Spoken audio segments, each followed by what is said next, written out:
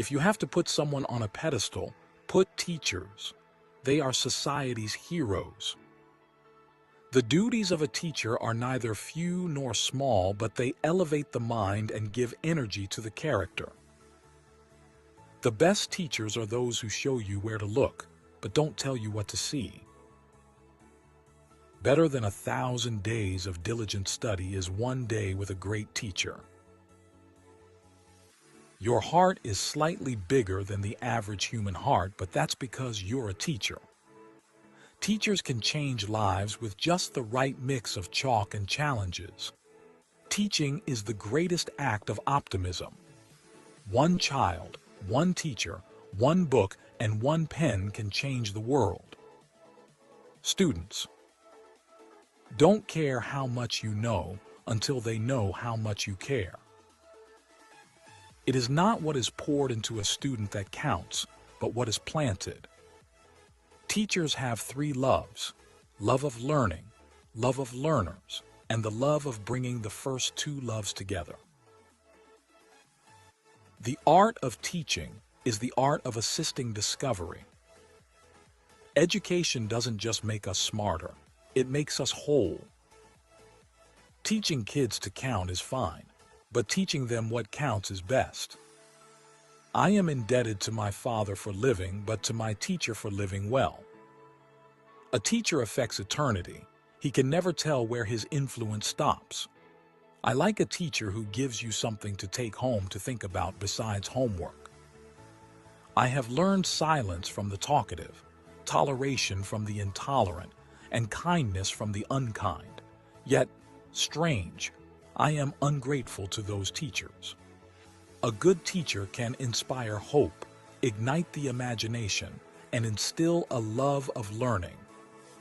A teacher who is attempting to teach without inspiring the pupil with a desire to learn is hammering on cold iron. Good teachers know how to bring out the best in students. An investment in knowledge pays the best interest.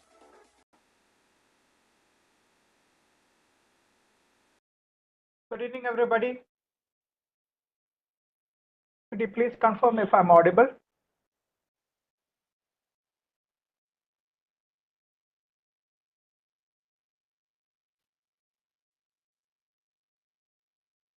All right, thank you. Thank you once again for registering and attending this 7th online faculty development program on digital pedagogy, ICT and AI assisted teaching in line with OBE and NEP. This is being organized by the Internet Quality Assurance Cell, the IQAC of St. James College of Nursing and St. James College of Pharmaceutical Sciences, Chalakudy, in association with the Kerala State Higher Education Council, the KSHEC. Today, we would like to welcome Dr. Suresh Nambudri, who will be the resource person, who is an MTech, MBA, PhD, is a product development specialist with 30+ years of experience, the former COO of Tata Motors, and is also the founder member of SPI Technologies, Pune. And we would like to welcome all the FDP participants of today. Now, about this FDP, this is a 7-day FDP program with live timings from 7 p.m. to 9 p.m. In case you are not able to attend any of the live sessions, the recordings are available on LMS for the paid participants.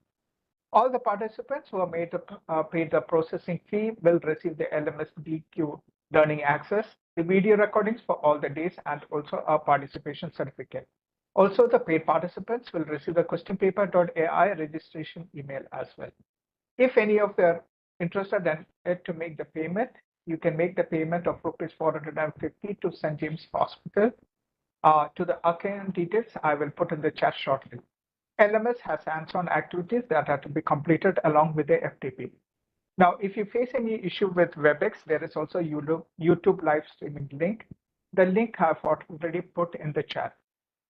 Now, my name is Sujin Jacob George.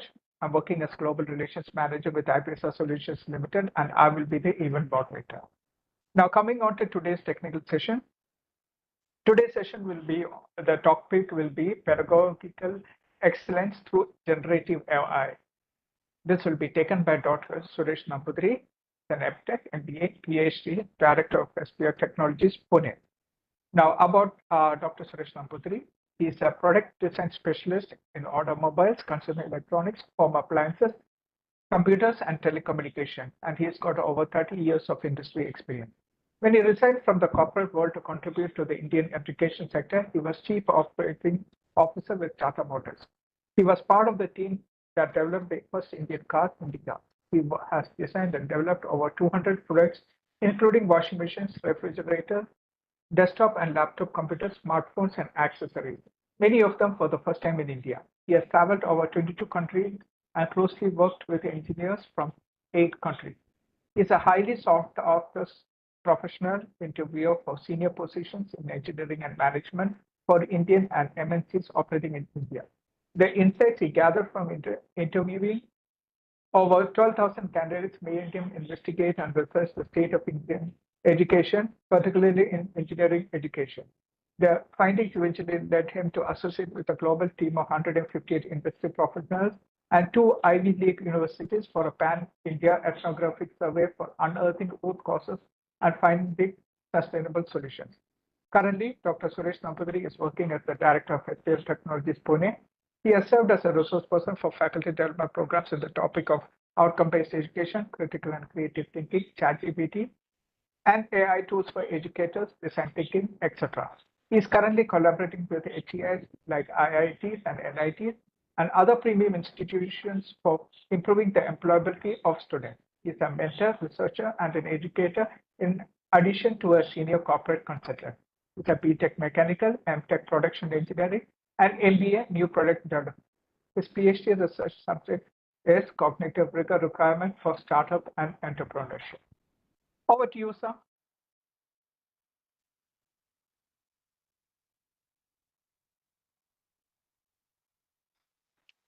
Thank you, Sachin sir, for a good introduction and a good evening to all. I hope I am audible to all. Yes, you're audible, sir. Okay. So, I will be taking 2 sessions in this particular program, that is today and next Tuesday.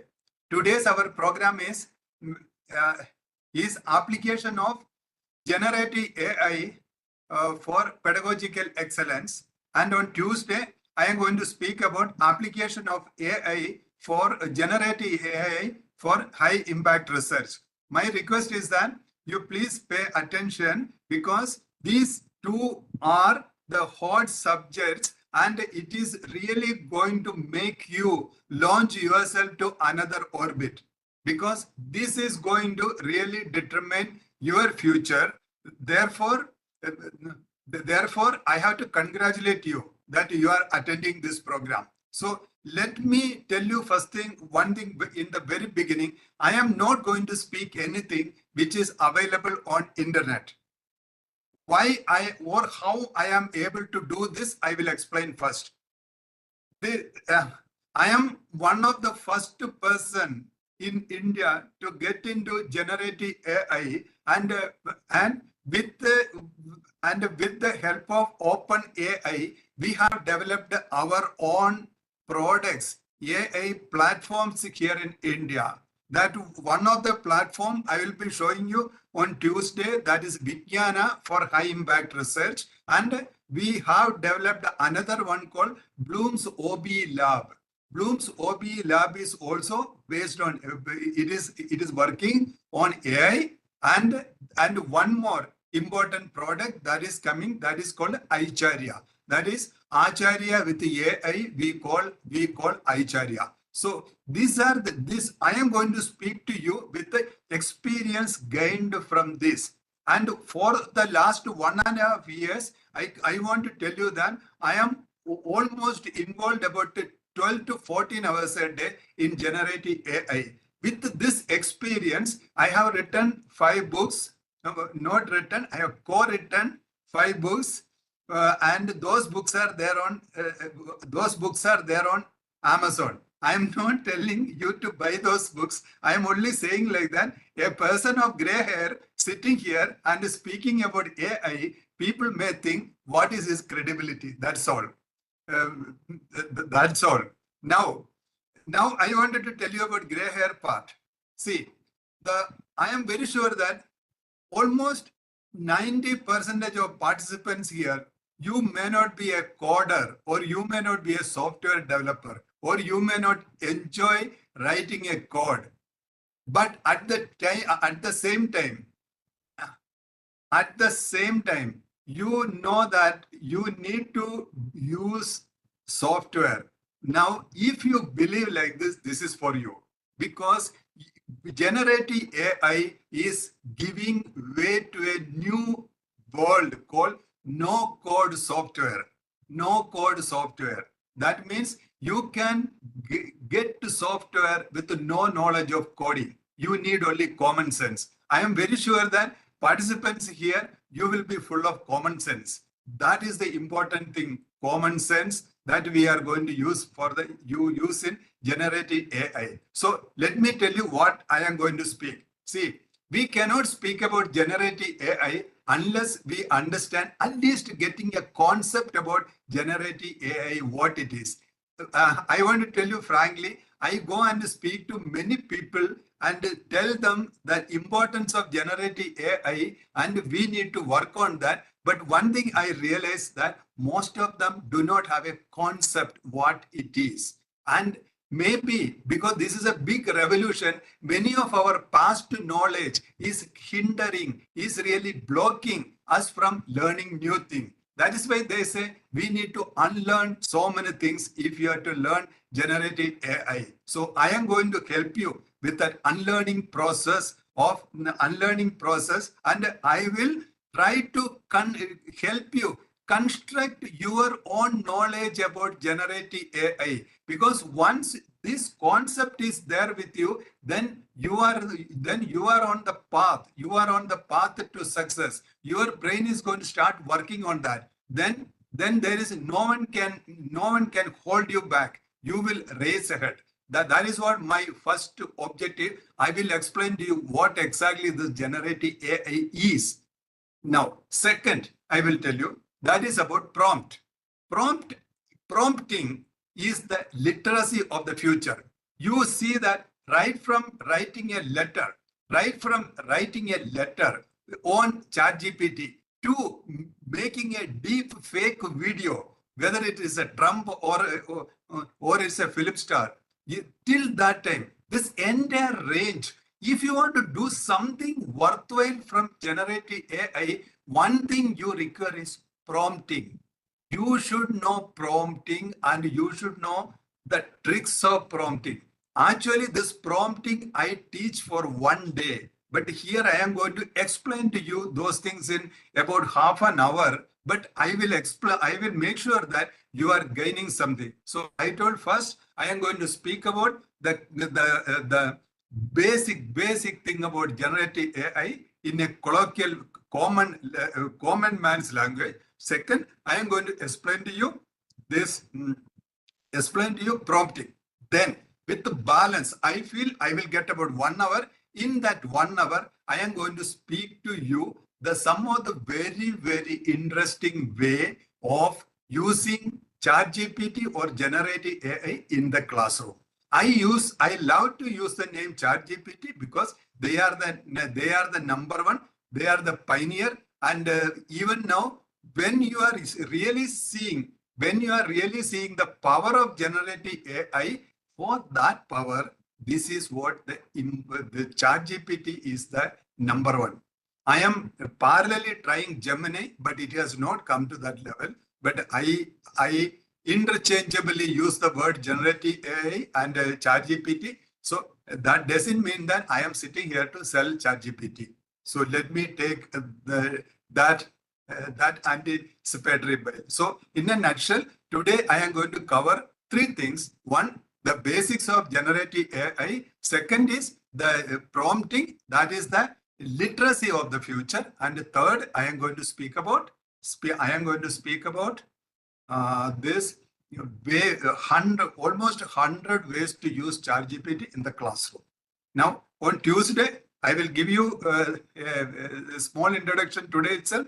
Tuesday, I am going to speak about how to use generative AI for high impact research. Okay, not ordinary research, high impact research. So now today let us start with the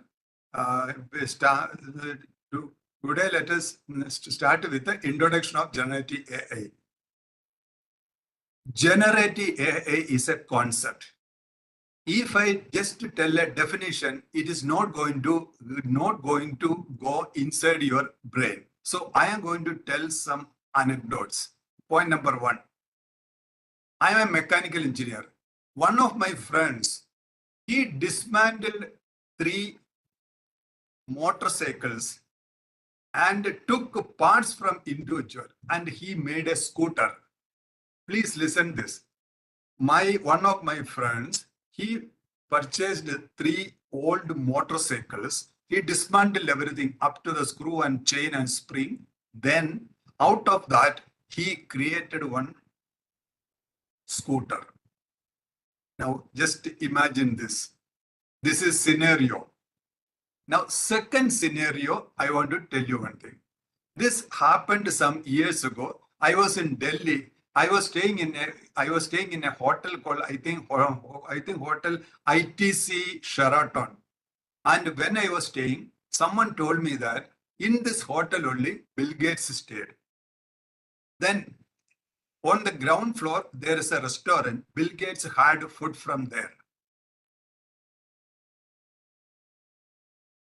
He had food from there. So it was almost 7 o'clock. I went to that restaurant. I thought I will have, anyway, I am staying in the hotel where Bill Gates stayed. And now I am going to have a restaurant from the place in which Bill Gates had restaurant. So it was only 7 o'clock. When I went to restaurant, it was empty.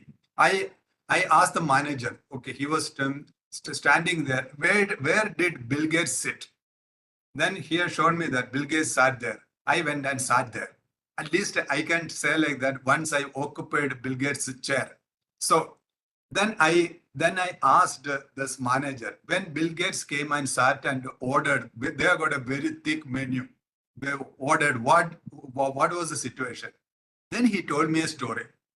Bill Gates has got a habit. Whatever he orders, within 3 minutes he has to get. Because he doesn't have time to waste forever. He within 3 minutes. So because of this, what they did, they put some more than 60 people in the kitchen for preparation. Everything was ready, semi-cooked, prepared in such a way that within 3 minutes, any dish will be ready. You please remember their menu is so thick. They have got more than 240 items there in their menu. 3 minutes. Now, this is what exactly happening in generative AI. What this restaurant people did, they purchased all items from the market which is required for this. They did the semi-cooking and kept in the kitchen for waiting for Bill Gates' order to come and prepare it and give. Similarly, what this ChatGPT company did, they took all the data from in the public domain and they semi-cooked and kept in the server. This semi-cooking is called training the data. That is the reason GPT is called generative pre-trained transformer. Pre-trained means it is semi-cooked and kept. This is what exactly happening. If you have this motorcycle concept, if you have this concept of the semi-cooked food remaining sitting in that kitchen, then you will understand that whatever Bill Gates ordered, that is the prompt. Whatever Bill Gates ordered is the prompt. Based on that, whatever prepared there, that was the process. Then the item came, that is the completion. Okay, I hope you got some of the idea how this generative AI works. And we need to understand one thing. There are people criticizing generative AI. There are people saying that it is. There are people saying that this is not right. You know, today I heard one thing. It was really shocking. Today, this evening, one of the faculty members, he was speaking to me. I am speaking to you by sitting in Pune. In Pune, one of the major educational institutions, the dean research was saying that in our institution, there is no AI for research. I will tell you that dean is doing more harm to India and to his own people than China and Pakistan. Because generative AI is like an automobile or it is like internet. That is a type of the revolution happening, and this dean sitting in such a big position, he's blocking it. He's blocking it. I am really wondering what is his level of curiosity and whether he can sit as a position, whether he is leading from the front. I am really doubtful. I will tell you why. Why? Generative AI, it is only 1 year old. It is a 1 year old child. If there is a 1 year old child, if he or she is making little mistake, are we going to throw that child out, or are we deciding that we will grow with this child? I decide to grow with that child. I will tell you, I am over 60. At this age, I am sitting and working. I will tell you, with this age, I can say I saved about 15 years of my life because of generative AI. That is the type of the benefit I am getting from generative AI. We are all working as knowledge workers. We are all taking knowledge, and we taking through our mind filter, and we are delivering it to someone with a good intention. Unless we do like this, we cannot remain, we cannot call ourselves as teachers. As Swami Vivekananda said, a lamp, lighted lamp only can light another lamp. We must become the lighted lamp. If we are to become that lighted lamp, it is important that we must be curious. We must be ready to accept the information, new knowledge, and we must have that articulation to deliver to someone someone based on that person's inclination. So therefore, for doing this is what we call pedagogical excellence. What we call pedagogical excellence, there are many definitions of good education, but ultimately for the embodiment of this pedagogical excellence, I will tell you that is there in front of us in the form of Bloom's taxonomy. You just take Bloom's taxonomy's cognitive domain, right from, you can say that pedagogical excellence means helping a student to go up in the Bloom's taxonomy, go from below to the top of the Bloom's taxonomy, help that person to change from remember to comprehension, from comprehension to apply to analyze to evaluation. Then ultimately, in whichever field that student is, let her or him be a creator there. And when we really do that, that person will have an interest. I will tell you, I have visited almost 258 higher and technical education institutions in India. Sometimes I feel I would have visited more engineering colleges than the ICT chairman has visited. I have spoken to people. I will tell you one I will tell you one very important thing. There are students, they complete B.Tech mechanical engineering. After that, they are not interested in one paper of mechanical engineering. They are studying and passing some 54 examinations of mechanical engineering over 4 years or 8 semesters. They are not interested in not even one. Why? And they are fighting at home to go to Germany or Australia by even selling the house or doing whatever it is. But why they want to go? They only feel that they didn't do anything. They didn't learn anything. Then what these 4 years they were doing? So these type of situations we can overcome if we really use pedagogical excellence, and generative AI is a very important part of it. I will tell you why it is an important part. Because all over the world, teachers are fighting against Instagram and WhatsApp. What is so special about Instagram and WhatsApp? They are giving momentary excitement. They are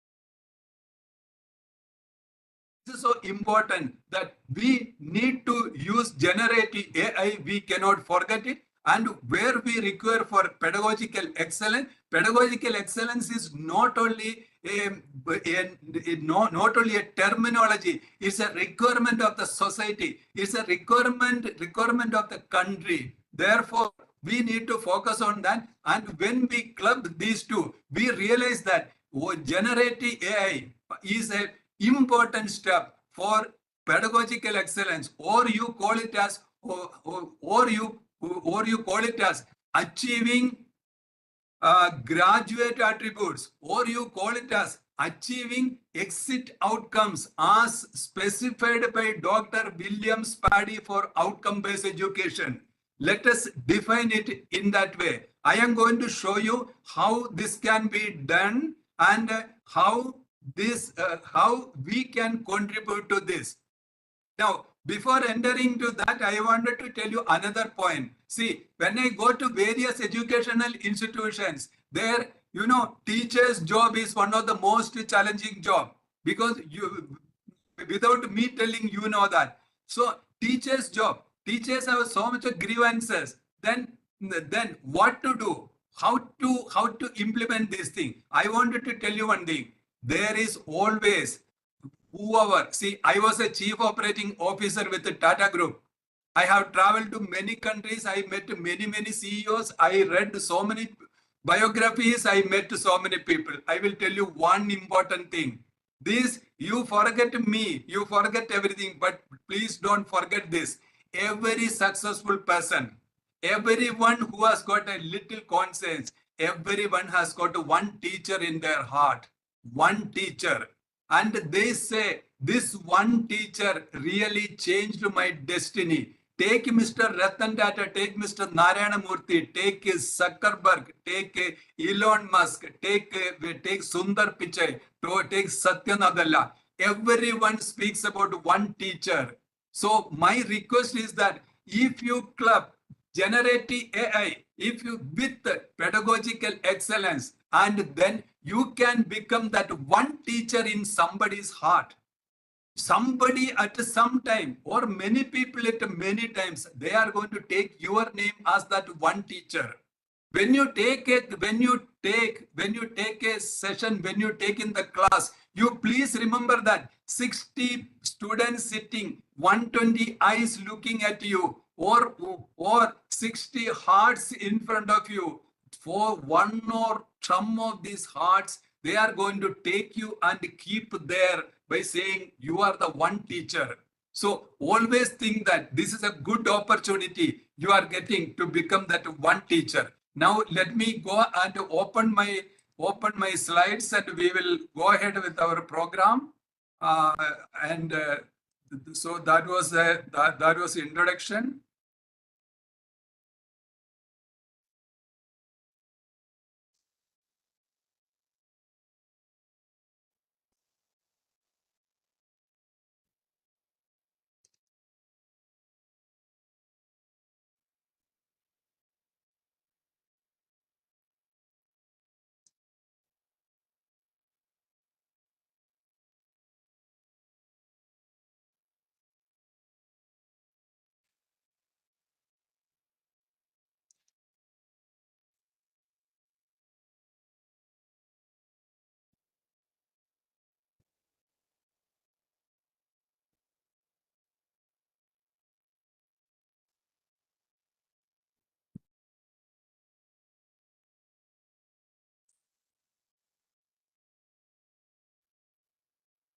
Is my screen visible? Yes, sir. Okay. Now I am going to start. I am going to start by speaking about 100 plus smart ways to use ChatGPT for an exciting classroom. And this is what I was telling. Teachers all over the world had been fighting against WhatsApp and Instagram to regain their students' attention. Then God sent generative AI and ChatGPT. Now teachers can create the same excitement in the classroom.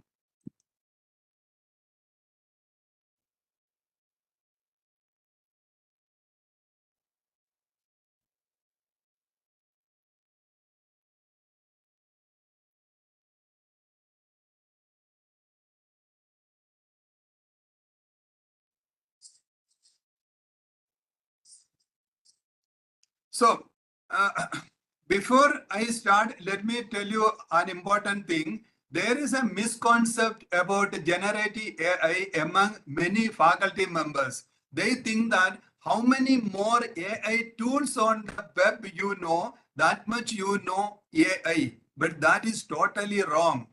Means you can learn certain tools like questionpaper.ai because that is definitely going to be helpful for you. But most of the other tools what is available there on internet, those things can be done better with ChatGPT. Better with ChatGPT. Better in the sense you can use according to your requirement. So what is required, you must know prompting. So I am going to go next to speak about how to use prompts. How to use prompts in ChatGPT.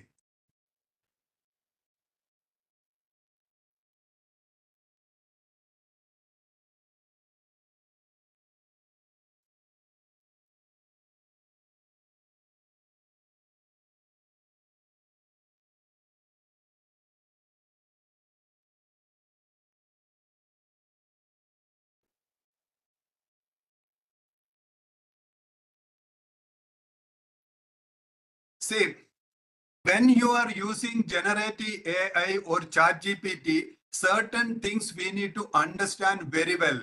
Means important thing. I am going to give little stress for this particular point. My request is that please understand this. You would have seen this particular image. Most of us, when we use computer or when we use internet, what we are getting is rubbish. That is garbage in, garbage out. If you put some garbage, we are going to get garbage out. I will tell you an example.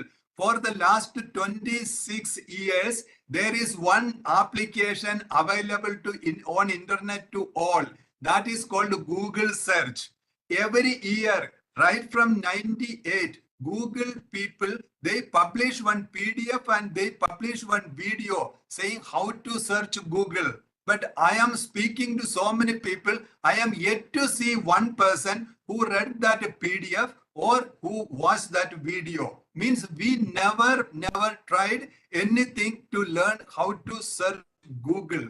Therefore, if 100 people are searching Google, 100 people are getting 100 results. And most of them are not getting the right result. Therefore, even if we are having a tool, that doesn't mean that we will do wonders with that. I will tell you some more examples. You know what? There is in my ancestral house in Kerala, there used to be this one, palm leaves and stylus. And I heard my grandfather speaking. Now, if you are to write something, you have to write with the palm leaves and stylus only. He used to speak very bad about paper and pen. And then whoever had that paper and pen, some people started saying that now everybody will start writing novels. Whether everyone start writing novels when they had paper and pen. Similarly, I wanted to tell you that whatever 4K camera what we are having on our phones, these cameras were the main thing. Those were the main assets of some of the Hollywood's main studios. Whatever they had and whatever superior movies they made at that time, those type of cameras are available in our pocket now. That is one thing. Second, let me tell you, there are all the LUTs, all the overlays, all the transitions, all those things were properties of big Hollywood movie studios. They are available on Instagram. I am getting feed 299 rupees. I can get the entire artistic property of a Hollywood movie studio. Now, yesterday I got the same thing at 199 rupees, 100 rupees also down. Now, we have all these things. Then what is actually blocking us from making such standard movies? We need to understand it is not the physical infrastructure. It is not the physical infrastructure. It is the mental infrastructure that is blocking us from creating the right thing. Means we have got everything.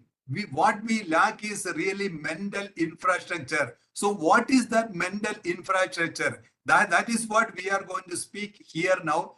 Now, we have this generative AI, ChatGPT or Gemini in front of us. How to use it? How to get the best result of that? For that, first thing is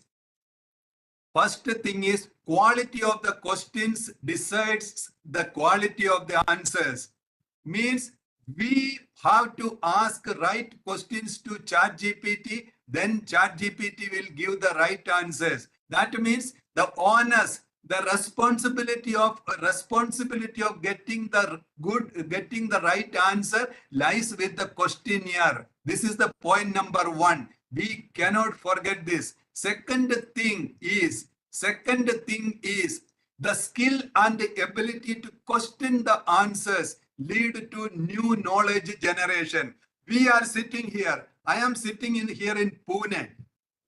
Through one camera, I am speaking to you all. You are all sitting in various parts of India and abroad. And I am speaking to you. How we reached this particular situation, this technological revolution, it is because there were some people, they had the spine, they had the tongue, they had the mind to question those answers available to them. They never agreed for the answers given to them. They questioned those answers. That created those questions, created new knowledge, and our progress is because of that new knowledge. Now these two things are the foundation of using generative AI. If we don't understand these two things, we are not going to gain much from generative AI. I want to warn you one thing. ChatGPT has got you have got a username and password for ChatGPT. If you are going to agree whatever ChatGPT is telling to you, if you are going to agree, ChatGPT will brand you as an idiot. ChatGPT will brand you as an idiot if you are not questioning back.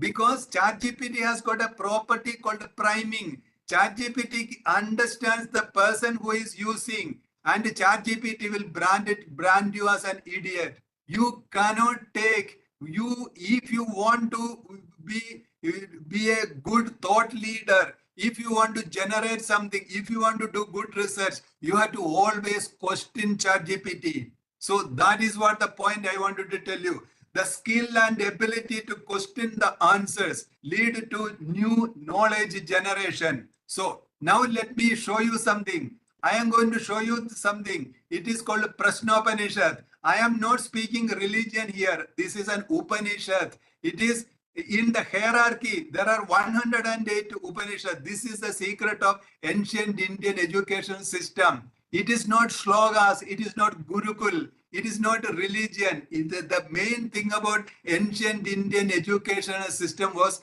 the ability and the practice of questioning. This Prashnopanishad is hierarchy 4 in Upanishad.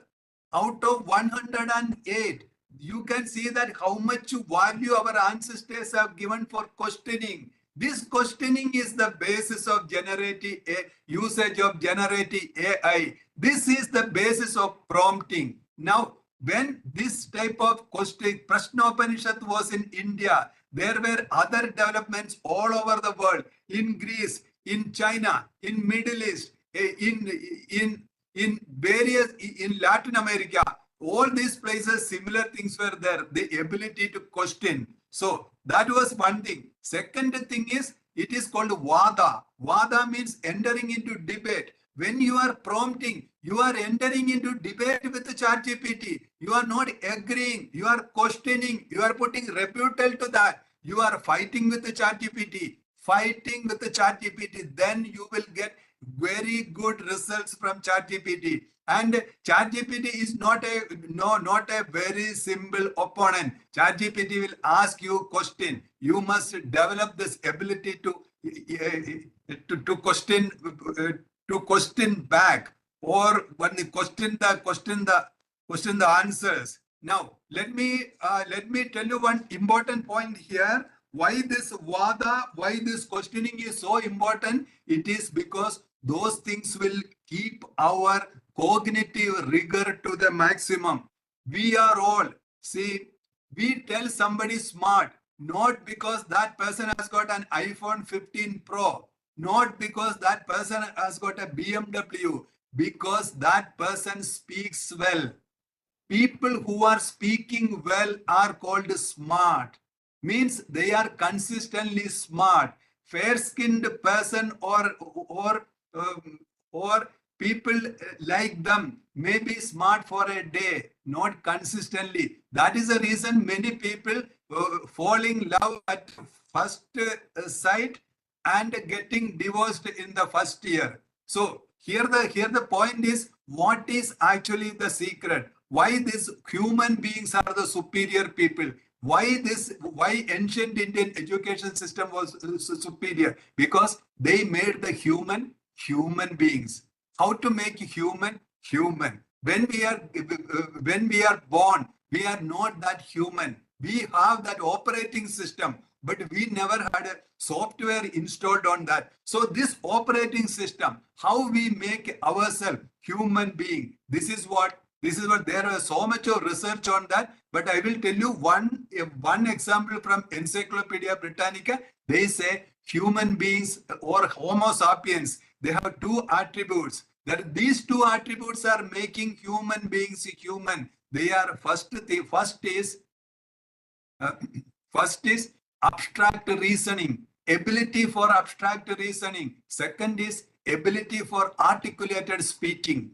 These are the two things making human beings human being. So whoever unmarried people here, when you are finding a bridegroom or bride, you please see this, whether that person is human, whether that person has got the ability for abstract reasoning, whether that person has got ability for articulated speaking. These two things making a person human. Now let me go ahead from here, because I spent a lot of time for basic, but I always believe that once I build the basics, then from there you can build it easily. So now we are coming to this. What is AI? What is artificial intelligence? Artificial intelligence, we are not going to write an examination on that. We need to construct our own thinking about AI. AI, just take it as a magical parrot. Parrot, it behaves in human ways. That is enough.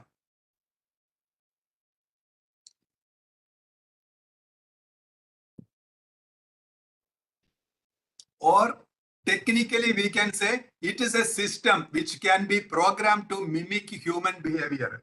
It's a system in the sense, when I say a system, it can be hardware plus software. Means I am speaking about the complete system. A system which can mimic human behavior. That's all. We need to think only that much. That is what the artificial intelligence. It can take a form of a robot. It can become a part of a machine. So that is not an issue. But we can say that is what the artificial intelligence. Now, now let me say what is prompt and what is prompt engineering. Please don't get confused or get tension with the engineering word. You are not going to use anything technology and all here. I am going to speak everything in a very simple manner.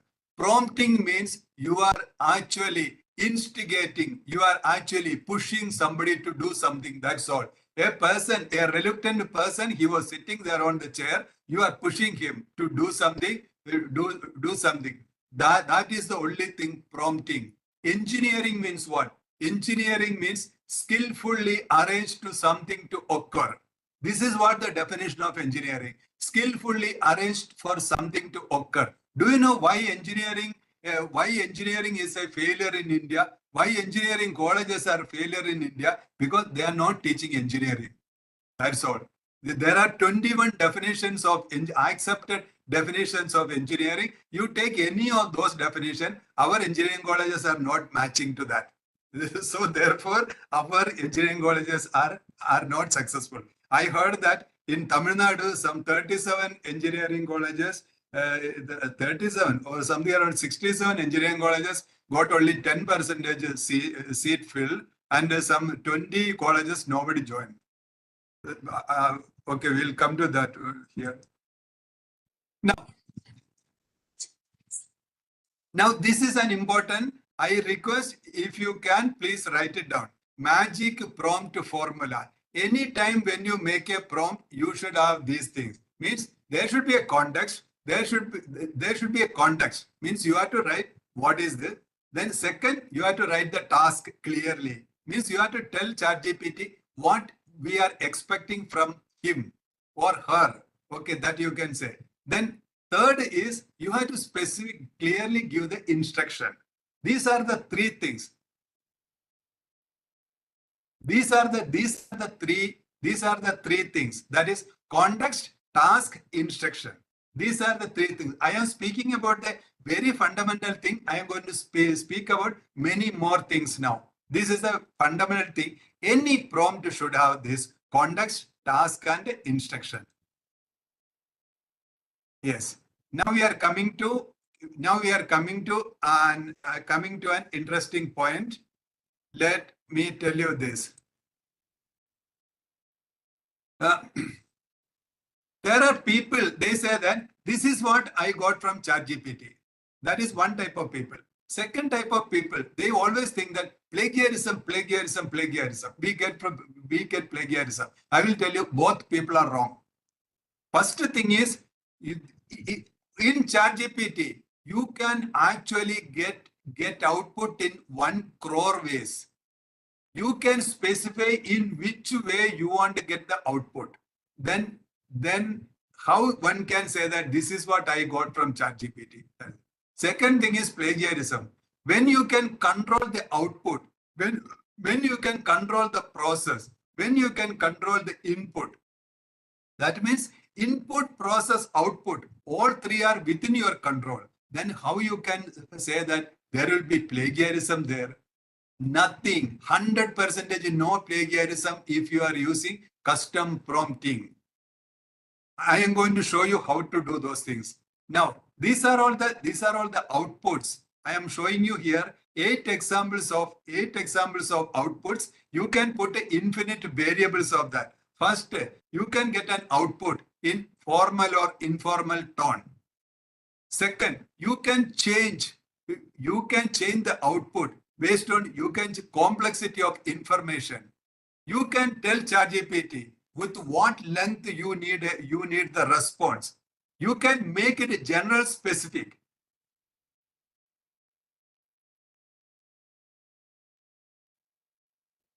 General specific prompt. Okay, so here there is a question. I will tell you. When I was telling there is no plagiarism, one faculty member has put a message here on the chat. I thought it is important to respond now itself. There is a very big difference between plagiarism and AI generated content. There is a Chinese wall between them. AI generated content is not plagiarism. This is what we need to understand. We are entering into a very different world. When Microsoft Word says that is 365 web version, they are saying this is assisted by AI. Means output we are getting from Microsoft Word is generated by AI. Excel is with the AI. PowerPoint is with the AI. I have got some other writing software. They are all with the AI. I can pour my mind. It is going to put everything and give to me in the way I want. So ultimately, it is my idea. I am telling the tool what are the things to be done. Ultimately, it is helping me to rearrange things and adding spices where it is required. And when it is coming out and I go and check, it is actually generated by AI. If I write a letter to my wife, and this letter I am going to grammarly, I am going to put there because my mother tongue is not English. My mother is not not born in England. So that I always have a doubt that whether it is the right English. So that I go to Grammarly or Quillbot, I go there and check. Ultimately, I follow whatever suggestions they give. I put those suggestions, I take it and go for AI check. It will say I wrote my letter to my wife and it is written by AI. This is what happening now. For this, I have spoken to one publishing house in US. They told me, because he is my friend, he told me very clearly, after AI, there is a flood of papers to these publishing houses. Everything is made with AI. Even there are, I forgot. Just a minute. I will show you this one. I will refer to my iPad and I will tell you. Yeah, if you can go and see, there is a site called um, uh, this OBE NET AI. OBE NET AI. Please go to that particular site, OBE NET AI. There's an article called "Sure, I can generate that for you." Science journals are flooded with ChatGPT fake research. Okay, OBE NET AI. It is there on their front page itself. You know, they made a study of the research papers. Some of the research papers, even those paper that author forgot to remove the sentence. I am only a text-based LLM. I cannot respond to that. Even they forgot, and they have taken 20 case studies. And analyzed this AI generated papers, and out of that 13 are Indian. 13, yes, 13 papers are Indian. Okay, 13 papers are Indian. So what I am coming to is, you have to use generative AI for ideas. You should not use generative AI for facts. You should not write an entire paper with generative AI. Like Taj Mahal, Taj Mahal is built with marble blocks. You have to use generative AI for reasoning, for making this marble blocks. And AI generation is not a crime. AI generation is everybody is doing. I took from Times of India and checked generative AI. And I take from various places. I just tried generative AI. Generative AI has become like a pen. Nobody is blaming us for writing with the pen. There was a time they used to do that, but now nobody is doing this. So please keep in mind that if some backward fellow, if there is somebody who doesn't know the progress of technology, if those people are taking this as a thing, like that Dean research, what I was telling in the beginning, then you just ignore them, because they will come in the straight line within few months. AI generated text is not, plagiarism is wrong. Plagiarism means you are actually stealing somebody's idea. That is wrong. We have to generate our own idea so that ChatGPT can do that. So I think I clarified that one. I am coming back to this. You can define the emotion or sentiment. You can even define factual or creative output. You can tell bullet point or tabular format or whichever format. You can even get a JSON output that can be taken to some other software. Now, I am going to tell some of the very. Now I am speaking about very, very crucial thing. It is role or persona prompt.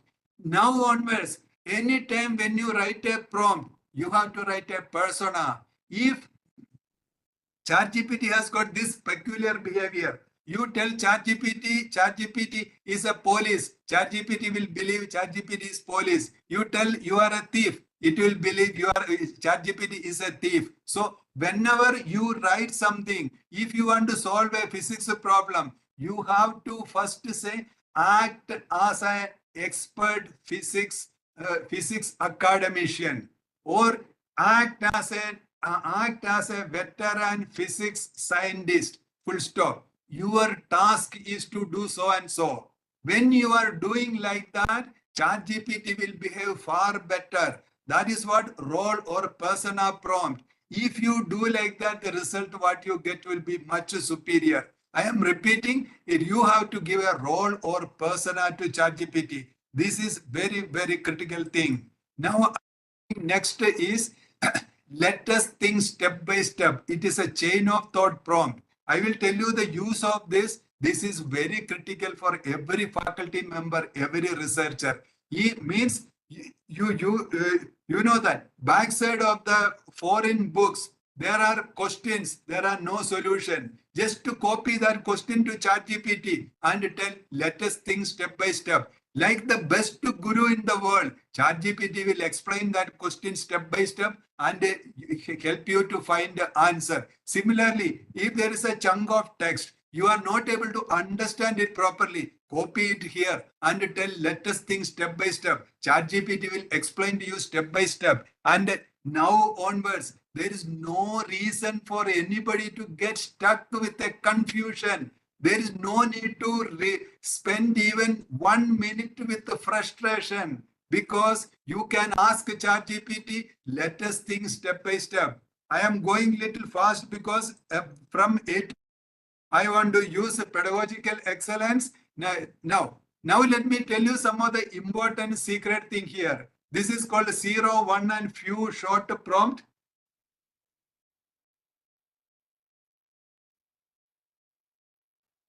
0, 1 and few short prompt. Don't get confused with all this terminology. These are all machine learning terminology. I will tell you exactly. ChatGPT has got a behavior. You ask a question. Then you give an example answer. ChatGPT will be very happy. It will catch with that and it will make examples in that way. Okay, here there is a question. Here there is a question that the calculations done by ChatGPT is wrong. I wanted to tell you that ChatGPT is a text model. ChatGPT is a text model.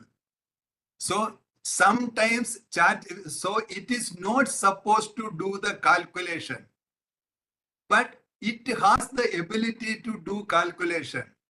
But we need to understand this limitation. See, if we are not using a tool without understanding its limitation, then who is really responsible, or who is in problem? The person who is using that tool. Similarly, these are all large language model. ChatGPT is not completely for mathematics, but I will tell you how to use ChatGPT for mathematics. You give a problem to ChatGPT and in this, give one similar example to ChatGPT. One similar example calculation. It should go as part of prompt. Then 95% of the time, you will get the right result with your new question. So the ChatGPT is a growing thing. We cannot put everything in this and we cannot expect. So we have to understand the limitation. Now I am going to show you here 0, 1 and few short example. In this most complicated thing, I will tell you. This I will tell you that ChatGPT has got a human type of intelligence. For example, see,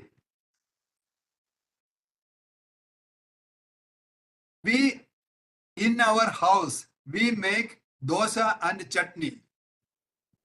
My wife knows which type of dosa and which type of chutney I like. Now, similar intelligence I will show you with ChatGPT.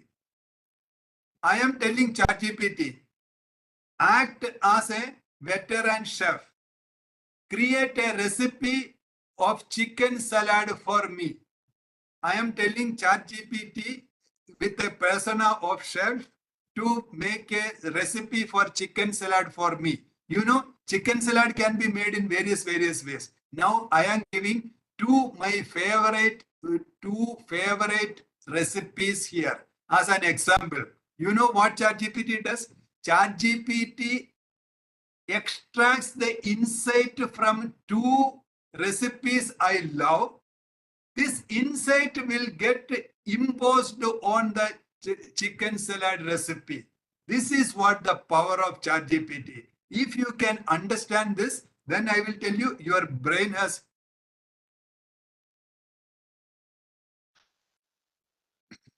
Then you will get.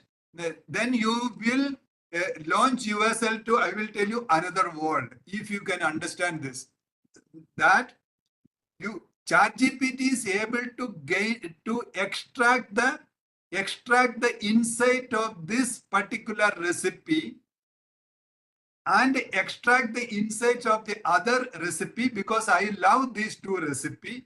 And this insight ChatGPT is using in the development of this chicken salad. This is what the power it has. Now this, I am going to stop this prompting here because one day's program I cannot, but I want to give you a hint of this interaction prompt. ChatGPT is not unidirectional. ChatGPT is interactive. I will show you here one example with the prompt. See, I am sure that most of you would have gone through chemistry lab for a salt analysis. Now, I am prompting ChatGPT as a chemistry lab instructor. I am making a prompt like this. Act as a chemistry lab instructor.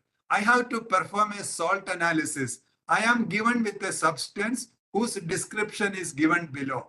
Please guide me how to do the salt analysis till the end. That means guide me till I identify the salt. Only provide one step at a time. The description of the substance, white powder. ChatGPT will give me, you take this white powder and put it in a little water and tell me how is the solubility. I can tell ChatGPT back, yeah, it is soluble.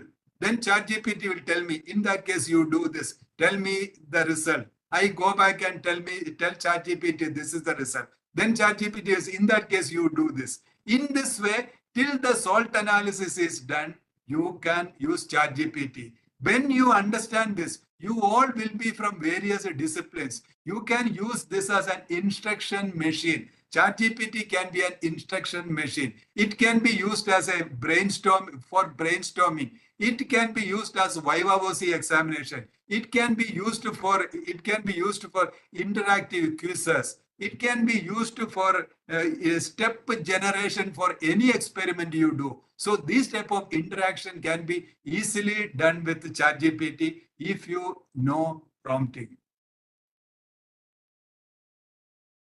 Okay, now let me stop this prompting here, and we are going back to this pedagogical excellence, and I will show you certain ways what you can do. And before that, I will explain what are the things actually ChatGPT can do for pedagogical excellence. So first thing is using ChatGPT to prepare for classes. All the class preparation ChatGPT can do. For example, even right from creating your PO, CO, PSO, you tell the detail, ChatGPT will do. Create a course description. Create learning goals and outcomes as per various levels of Bloom's taxonomy. Create lesson plan or teaching manual. Craft classroom activities. Develop a list of icebreaker questions and activities. Identify community building activities. Create relevant examples. you know that students learn if you can tell relevant examples. Ideas for starting your class. You know, well begun is half done. Craft lecture notes means you only tell the topic, what you are going to teach in the next 1 hour. ChatGPT can create the lecture notes. What should be written or drawn on the whiteboard? For example, when you have the lecture notes, ChatGPT can tell you the outline, what should be the flow of the class, what should you be teaching in the class. Then even you can ask ChatGPT, when I am speaking this in the class, what I should be writing there on the board and what should be the image there on the board. I am speaking all these things because of one objective, because the teaching is not going to be the same now onwards. Generative AI is going to change everything, and even examination system, government's policy regarding education, like academic bank of credit, all these things are going to change. A teacher, if a teacher is not good, he or she has to see their class is empty, but the same subject they are studying from some other colleges. That is actually an insult to the teacher. So such a thing should not happen, because a student from here is learning a subject from some other college when the same teacher is available in this college. So this is going to be a very different environment, and ChatGPT is going to help the teacher. So it is necessary that we have to be making our education, our classroom very interesting. So here, creating rubrics, anything right from volunteering to anything happening in the class, you can put criteria. You can take ChatGPT's help. It can create criteria how a particular activity can be measured. You can create rubrics. Then 25. It is the most used or misused activity. I am going to explain these things, 100 things. Then I will take you to some of the key points so that you will come to know exactly what are the things we can do with the ChatGPT. Now, generation of presentation slide. I want to tell you that this is the most misused item of ChatGPT. That is generating presentation slides. Then generate discussion questions. Test your assignment prompts. Now see, using ChatGPT for providing instructional assistance. Personalized study plans and support for students. One of the important activity of ChatGPT for education is to make personalized study plans. Then summaries and multiple choice questions to help in reading comprehension. Fun and learn by creating Madlib stories. Create an outline for any topic. Generate writing prompts. Generate examples for writing projects. Write instructions for various tasks. Auto grading of essays. Then create a presentation outline. Generating dummy data. See, all these are not applicable for all disciplines. So therefore, please listen to this. You may find something very similar to this for you to use. Using ChatGPT to help students practice critical thinking. It is organizing debate session, arranging Socratic questioning, planning problem-based learning session, creating hypothetical case studies, planning brainstorming sessions, arranging role-playing activities and dialogue generation, performing critical analysis of various topics. These things are crucial. As we were speaking in the beginning, the education, that is pedagogical excellence, means we are helping students to raise themselves through the levels of Bloom's taxonomy. Bloom's taxonomy is not for question paper setting. Bloom's taxonomy is each level of Bloom's taxonomy is a attainment. It's a level of attainment.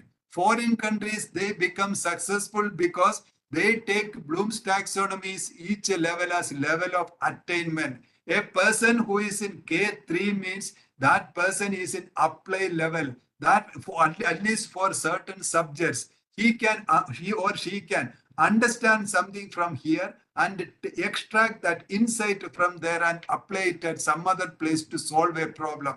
So we are speaking all these things. 110 ways to use a ChatGPT because it is with that particular objective in our mind. When we are saying NAC accreditation, when we are speaking outcome-based education, when we are speaking high ranking for NIRF, we will see that what is that actually? It is actually taking students to the higher levels of Bloom's taxonomy. Now we are coming to E. Using ChatGPT to build creativity in a subject discipline. We can tell stories about any topic, generate a music for an occasion or a topic. You can generate a music in the classroom for a particular subject you are teaching there in the class. Generate graphics or video based on your requirement.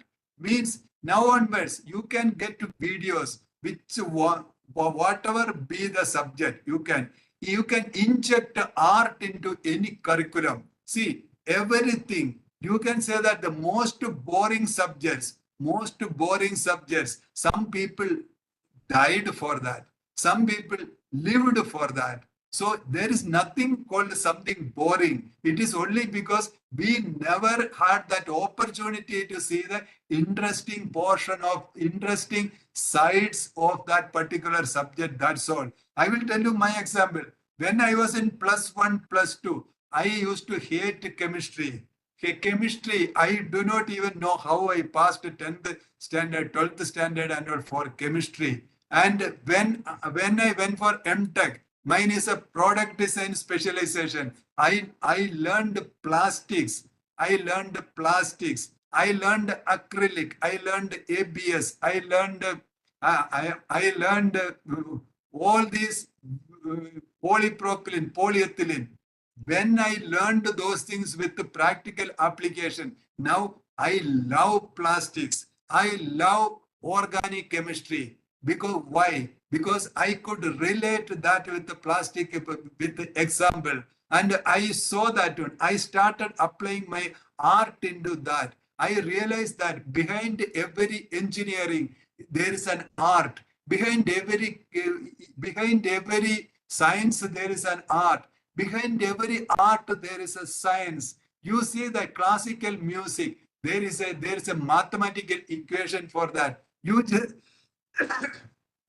and if there is no art in science, art will not sustain. If there is no art, we will not go to science. You take Taj Mahal as an example. That Taj Mahal is so beautiful. We are going there. Why? How we are able to go there? How it is remaining for centuries? It is because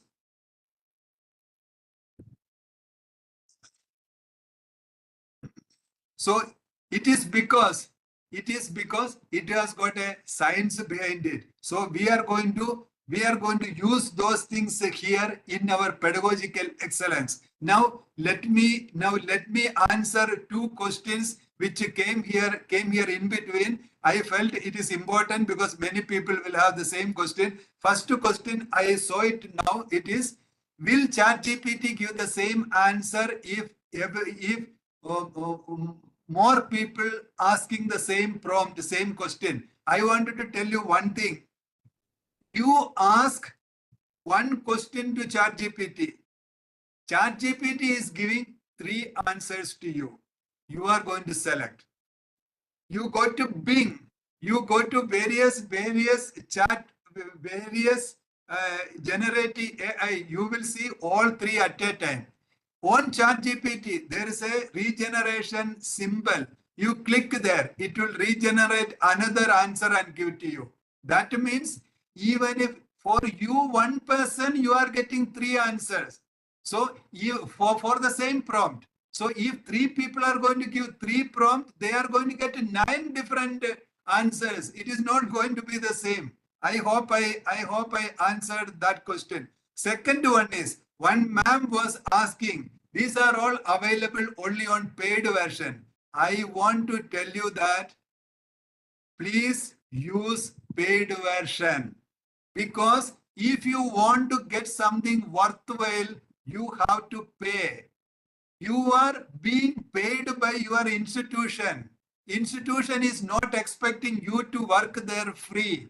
Similarly, somebody is working on this. He and she or she must get paid. So I always see, I am working last some 14 months I am using paid version of ChatGPT. Not even one moment I felt that it is I am paying and they are looting me. I am begging and paying them happily, because that is the type of the value addition I am getting. I always tell faculty members, you make a WhatsApp group, you pool, 5 people pool and pay that it is worth.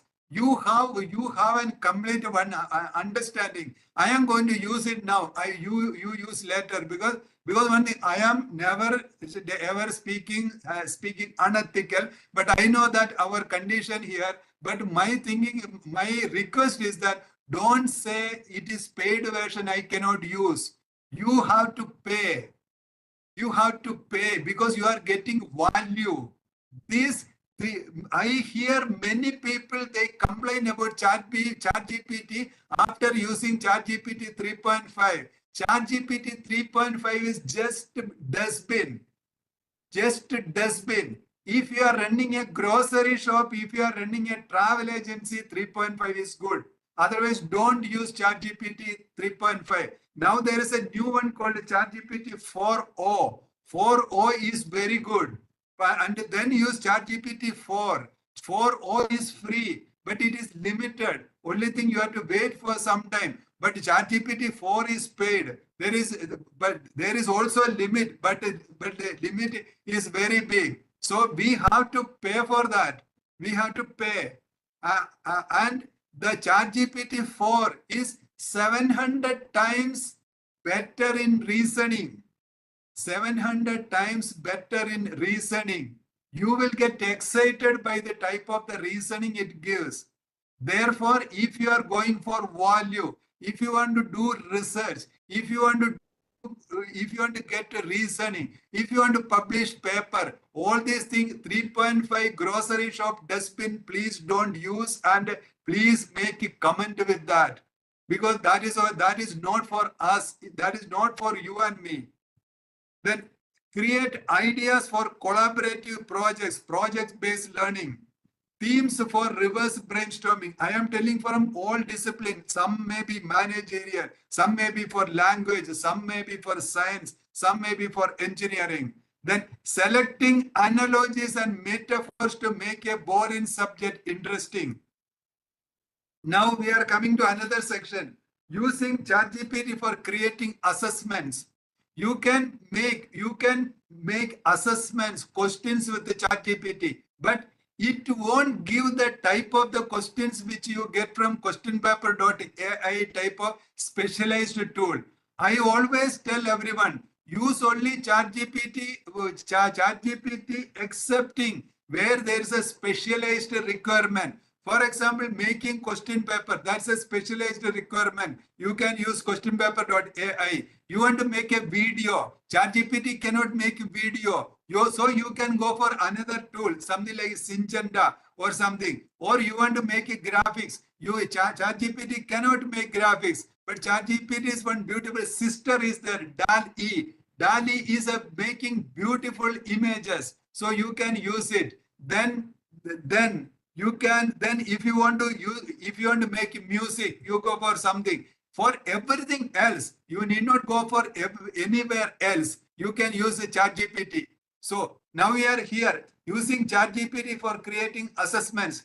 Fill in the blank exercises or any other type. Generating test questions, interactive quizzes, etc.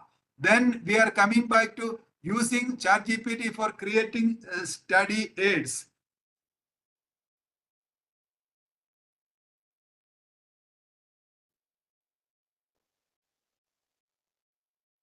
Create study guides and corner notes. Build vocabulary list. Create flashcards. All these things can be done with the ChatGPT with our prompting. See, the point is, in NAC, they are specifically saying that latest and novel ways of teaching and learning. So all these things with the ChatGPT are going to be an interesting thing when it comes to NAC accreditation. Using ChatGPT to develop classroom activities, check an essay to see if AI wrote it. This is what we were discussing. ChatGPT is very honest, very sincere. You make something with the ChatGPT, paste it once again and ask who wrote it. ChatGPT will say, I wrote it. So therefore, ChatGPT can be used for that. Critical analysis of AI generated text. Create a cartoon strip about any subject. See, ChatGPT's main thing is everything is for the asking. If I want to use cartoon strip about any subject, we can tell them ChatGPT will create. We can tell ChatGPT, let your class test. Everything is a cartoon strip. Means certain cartoon strips, certain panels, you are keeping a bubble box empty. That is a place for them to write answer. So let it be like this. The reason is times are changing. Times are changing. Learning methods are changing. Learning abilities are changing. Then we cannot remain with the same teaching style and say that students are not learning. We cannot do that because we have to speak their language. Now their language has become multimedia language. Our sons and daughters and grandson and granddaughters, their language got changed. Now we cannot go with the same text language to them. We have to use multimedia language for them. We have to understand how can you explain Pythagoras theorem. Okay, now here there's a question. Will ChatGPT design a brochure for me? I want to tell you, please, never expect ChatGPT to make a Taj Mahal. You make marble blocks from ChatGPT. This is what the key information I want to pass. Never expect, if you are going to make ChatGPT, tell ChatGPT to make a Taj Mahal, you are going to fall into problem. You are the planner of Taj Mahal. You are the architect. You tell ChatGPT the individual marble blocks. Then you cement them together and make the Taj Mahal. Then if you understand this, your way of using ChatGPT will be very different. You must know how to break it down, and you must know how to use those blocks to create diamonds. Then you make a diamond necklace out of it. Then it will really shine. Otherwise, it will be plagiarism. Otherwise, you are not going to get the correct thing. You cannot use the full potential of ChatGPT. You cannot use the potential of ChatGPT if you are too greedy and you are going to give a prompt from the Taj Mahal level.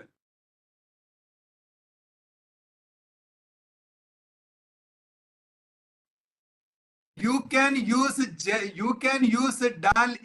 You can get a prompt from ChatGPT. Now let me tell you another important thing. ChatGPT paid version has got so many plugins. I will tell you, I really feel excited with that. With what are the plugins they have. Anything you tell ChatGPT has got a plugin. I will tell you another important thing. My first daughter, she studied in Columbia University, New York, big data analytics. Anyone sitting here, they know that this big data analytics, how important it is. And Columbia University, New York is an Ivy League university. Do you know, last week she called me. She told that her 2 years MS Big Data Analytics has got the has become a plugin in ChatGPT. Means whatever she did there, whatever she can do with that education, everything can be done with a plugin on ChatGPT paid version. This is what the situation is. Certificates are not going to guarantee any job. Nobody, no one, no one with a repetitive job can or repetitive job skill can find employment continuously. Everything is going to be creative. Everything is going to be discretional. Everything is going to be customized. Then a person who can do such a type of jobs only can do. So here what I was doing is that create a cartoon strip for any subject, write interactive fiction about any topic, simulation based learning. You can use ChatGPT to create simulation. It is something like an interactivity. You can tell it as a case. This is a situation, how to do. Everything is coming with the prompting. And none of these things can be done with a standard AI tool. It is to be done by you based on your class situation, based on your personality, based on your creativity, based on the way in which your student learn, based on the things in which your school, your college will permit, all the based on your syllabus, you can make your own framework and you can do that. So it is simulation based learning. Then creating 3D models, games, crossword puzzles. See, some of these things as when George Burgess sir was speaking, he was chatting. No, everything is not possible with ChatGPT alone. You might have to use another tool, but whatever is necessary for that, ChatGPT can do. ChatGPT can give you. Asking students to use AI as a tool in assignments.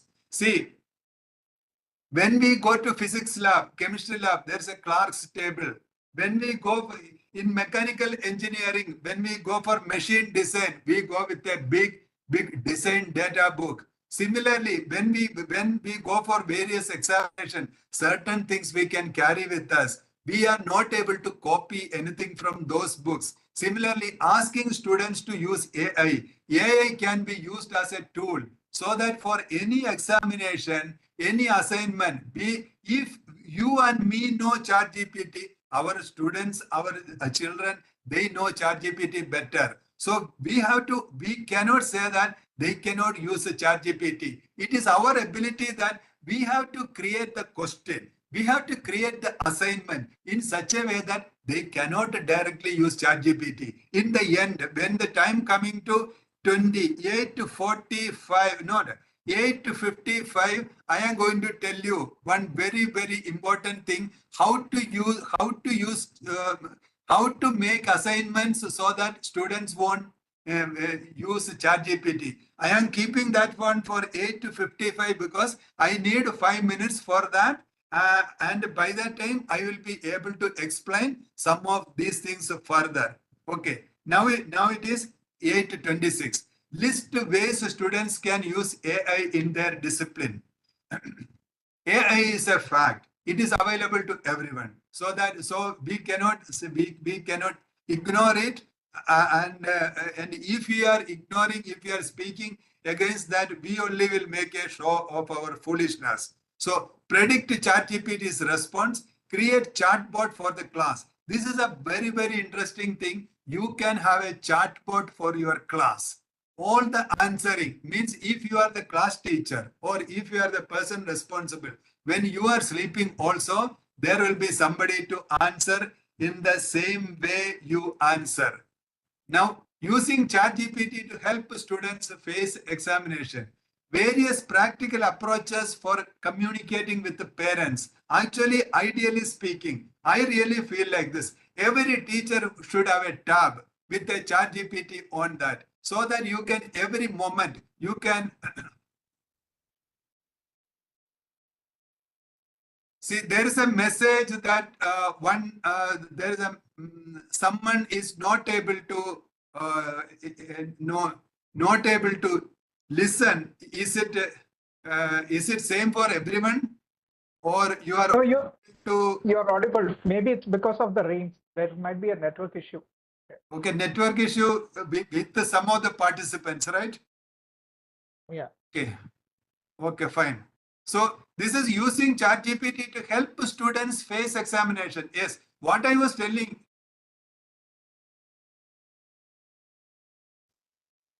Okay, see how to use the chatbot with the ChatGPT. That one, it can be a project for your students because it is with the all ChatGPT and a little Python coding is required. You can ask ChatGPT to help this. ChatGPT will give step-by-step instructions for that so that it can be a class project for you. Because now I cannot explain. The reason is that all audience is not sitting with this. Now, multiple ways to encourage growth mindset in students. Ways to manage the test anxiety of diverse categories of students. Various methods to implement scaffolded learning. Various methods to organize peer tutoring and study groups. Various test-taking strategies for diverse group of students. Please understand what are the things I am speaking here. I will be able to explain some of the things, but most of these things are there in the notes with the LMS. Okay, I wanted to tell you that I cannot speak more because almost 2 days my faculty development program, I am speaking to you in 2 hours because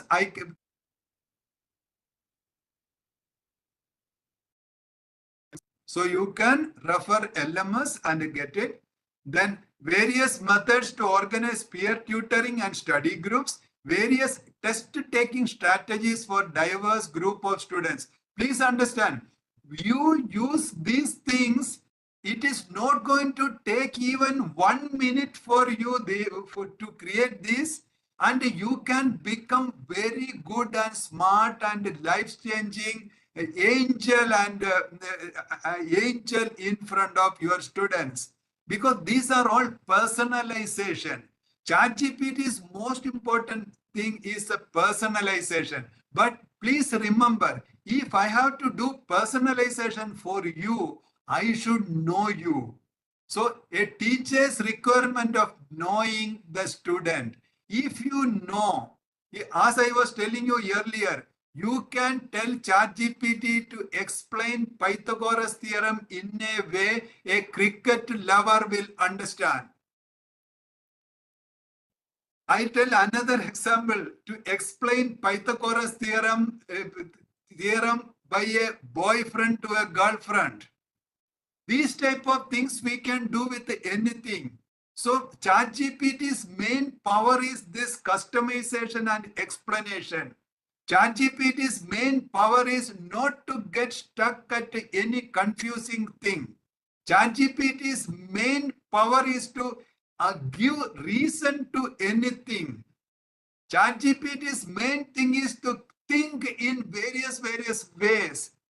And to make a ChatGPT to think all these things are, I am going back, Prashnopanishad, Vada, ancient Indian education system, questioning the answers, answering the question, questioning the answers. These are the things when it gets into prompt.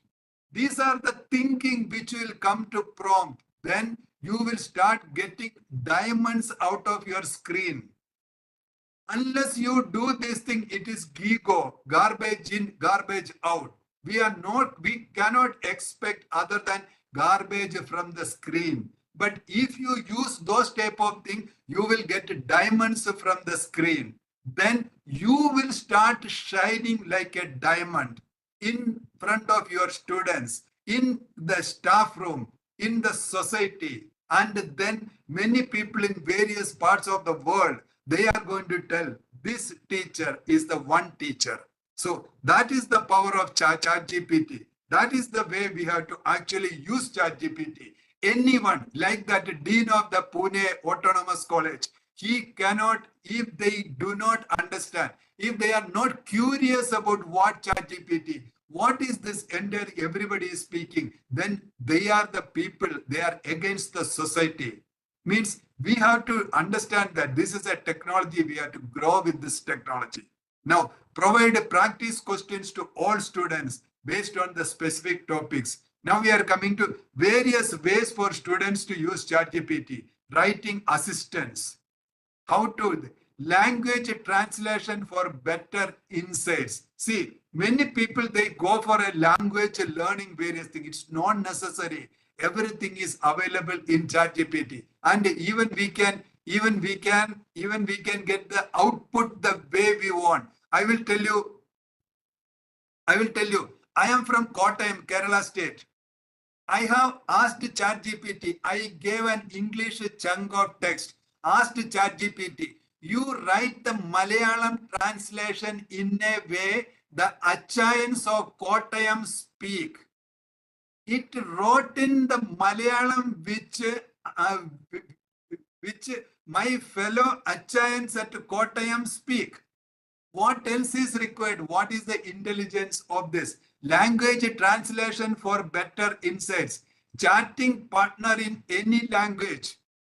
Chatting partner in any language. You know what? Now ChatGPT can speak. ChatGPT can listen. Now you know what I am doing here? I am a senior citizen. I am sitting here. My friend is here on my tab. My friend ChatGPT is there on my tab. I am not even writing. I am asking. ChatGPT is replying. I am questioning. ChatGPT is replying. We are entering into such a field. People need not be lonely. They can be. ChatGPT is very friendly. Whichever way I want, I fight with the ChatGPT. Sometimes I say that I will hit you.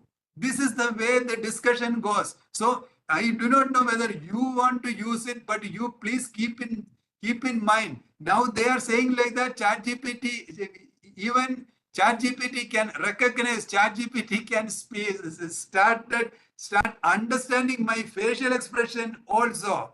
So we are entering into such a magical world. We cannot ignore that. Now function as an excellent digital tutor. This is what I was telling you. ChatGPT can be a digital tutor. It can understand the facial expression difference of the student. Transform old English to contemporary English. This is a wonderful thing. I read Bible. I can copy Old Testament. I can copy and I put it on ChatGPT. Tell me in the simple English. You forget the old English. I have got certain books, scanned books, right from 1857. My oldest book in my digital library, it is 1857. That English I cannot read, but now I can read.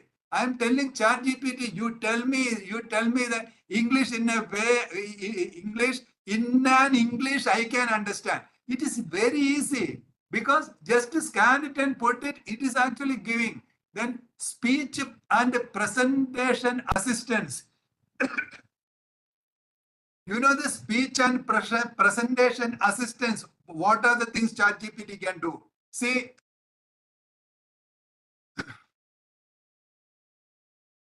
I can tell ChatGPT, I need to make a speech for this. I can tell the act as a speech writer.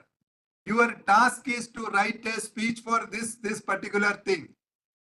Then I can say, write a speech inconsistent with this. Means I can upload a speech. Then I can tell ChatGPT, you make a speech inconsistent with this speech. ChatGPT will do that. Or one thing, suppose you have got a UGC direction, some communication from UGC, you upload it. You can tell ChatGPT, make a speech inconsistent with that UGC instruction. ChatGPT will do that. Another interesting thing I want to tell you for all researchers and paper publishers here. You can upload. You upload 6 PDF to ChatGPT. I'm telling you PDF 1, PDF 2, PDF 3, PDF 4, PDF 5, PDF 6. You tell ChatGPT to take abstract of this information from doc 1, integrate that particular information with this information of doc 2, add this information of doc 3. Now integrate this entire insight to this information from doc 4. Then present this entire insight in an one A4 size sheet to me. ChatGPT will do that. I hope you understood this power. This is the power of ChatGPT even now. Whatever you read for 2 hours and whatever you insight, you construct in your brain with that particular information, similar thing ChatGPT does and giving to you. This is the power built, and this is the power people do not want to know. Today, I was reading a book. The title of the book itself, Machines Learn, People Don't. That means machines are learning now, people are not learning. Such a big power, such a big intelligence is given on a platter, and some people, they do not want that. Countries like China, countries like Japan, Korea, they all grown very fast, and with the AI they are growing very fast. Here people are just sitting even then.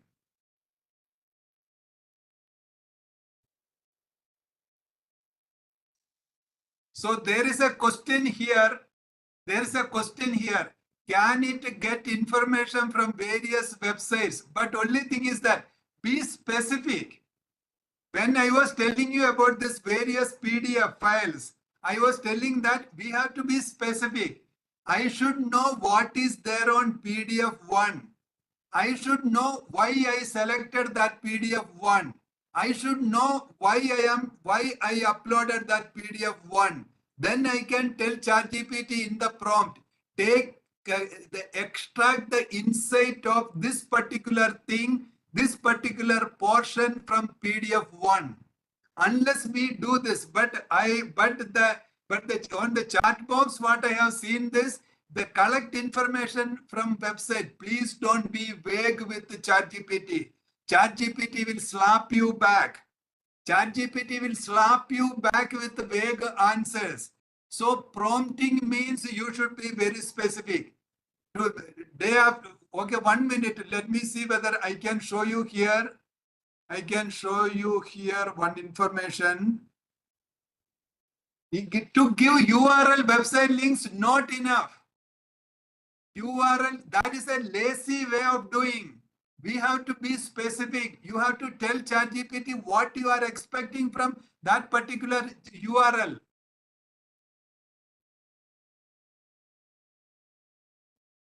Now there is one more question. Will ChatGPT... Yeah. What John Verghese sir said is right. It is along with the precise prompt. But what is that precise prompt? You have to be specific about what you are expecting from that URL. Otherwise, that URL will have many information. And when you are not specific with ChatGPT, ChatGPT will give the same thing to you. It is GIGO. So therefore, my request is that please be specific. And here there was one more message in the chat box. Will ChatGPT give the PowerPoint presentation? Yes, but you have to be specific. If I am going to ChatGPT for PowerPoint presentation, I am going to tell ChatGPT exact this. What is the topic? How many PowerPoint slides I want? And what is expected from each slide? I am going to ask ChatGPT. and tell and what is the image or what is the graphics I should be using. What should, when there is no graphics, which is the image I should use in which slide? I will get such a detailed, good presentation from ChatGPT. That is the way I make ChatGPT. But I have seen many other people.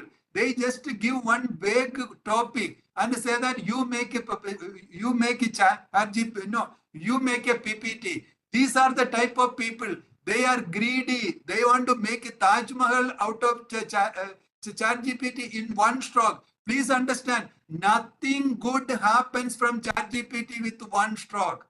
Nothing good. And most important point is that ChatGPT is not to make anything quick. ChatGPT is for spreading your wings. ChatGPT is going to broaden your horizon. ChatGPT is for augmenting your thinking. ChatGPT is not for anything to do quickly. If you are thinking like that, please don't attend such program, because ChatGPT is for broadening your horizon. ChatGPT is for making you big. ChatGPT is going to give you ideas. ChatGPT is going to make you a wise person. ChatGPT is not going to make you something quick. I will tell you, let me tell you another example.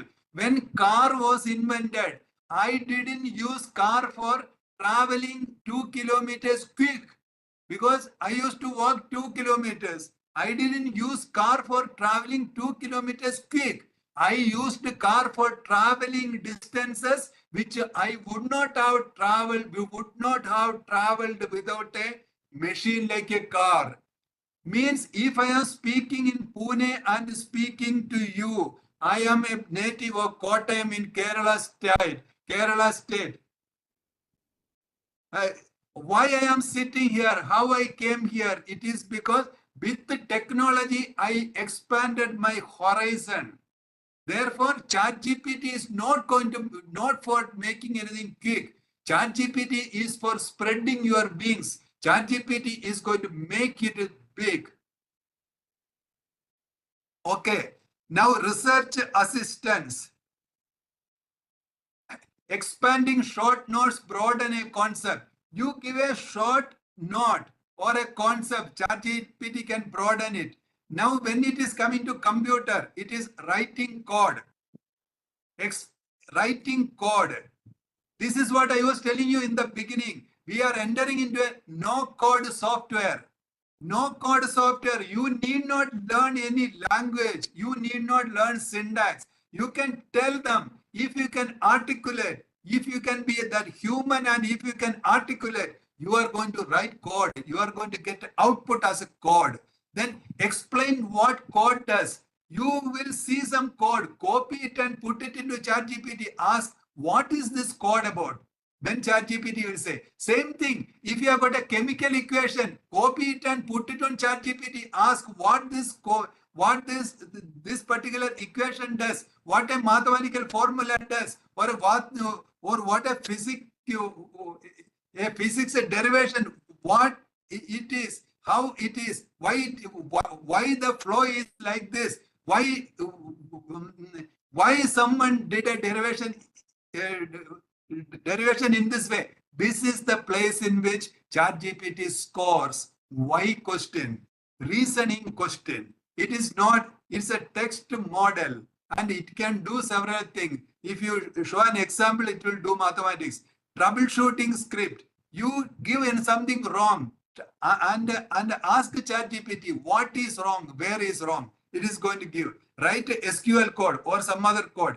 Clean up HTML code. If you can, means people write codes in various ways, and you can use it for cleaning up.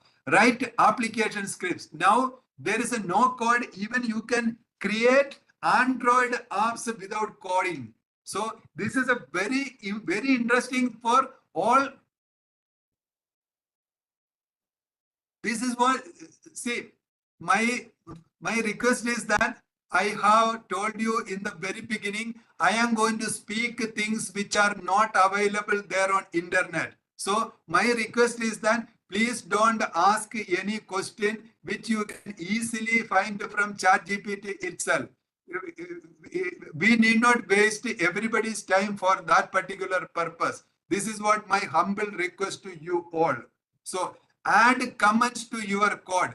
Provide interdisciplinary exercises projects. See, now new educational policy. Now all the government rules, everything is coming to interdisciplinary research. I want to tell you that ChatGPT is the gold mine for interdisciplinary research. You can find interdisciplinary research ideas which you won't even dream about from ChatGPT. Whichever be your domain, you can blend domains. Even it is something like you can ask ChatGPT, how can I blend the Sahara Desert with the Indian Ocean? That type of things you can ask, and you can get good, very good interdisciplinary ideas from ChatGPT.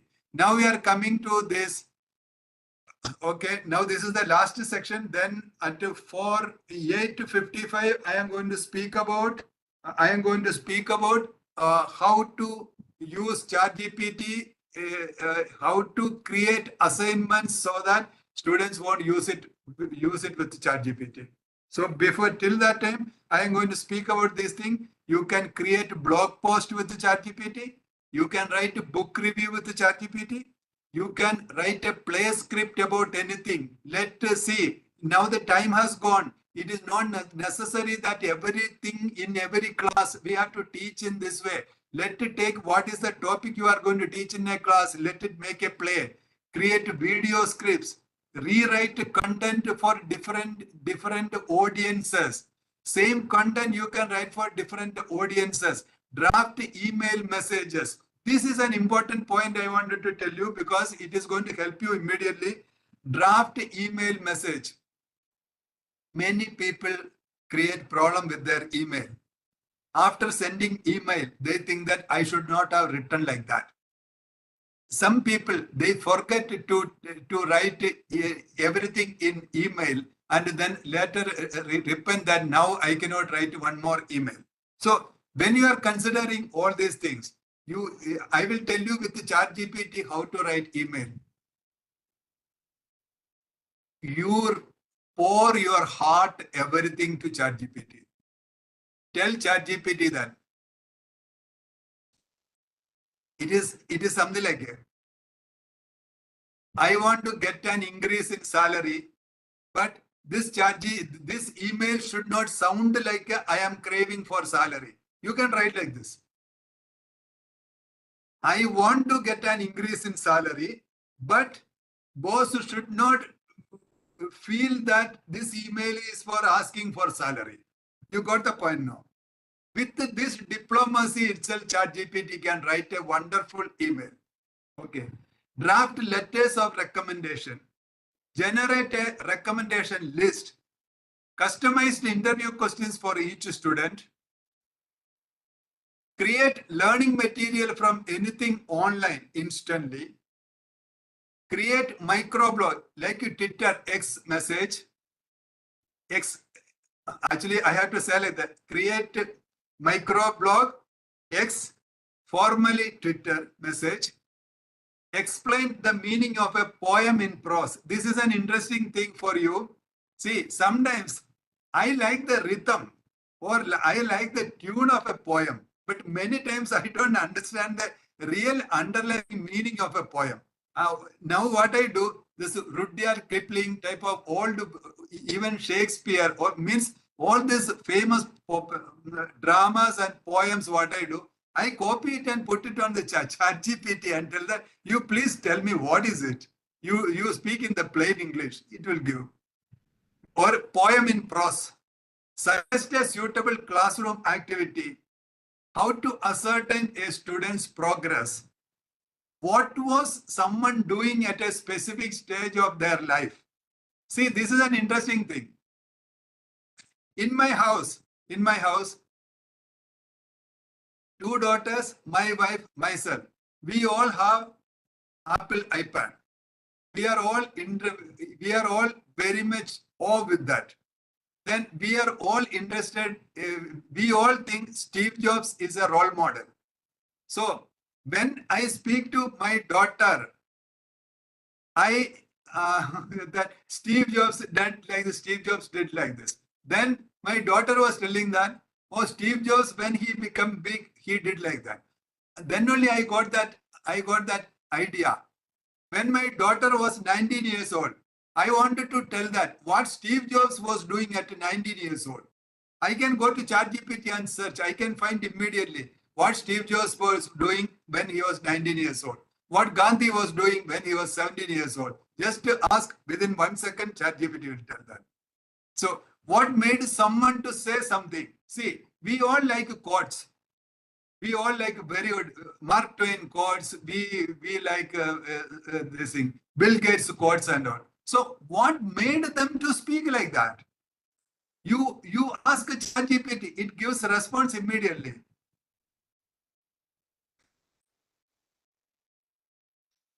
Then what made someone convert first person to third person male character? See, this is a brilliant thing of ChatGPT.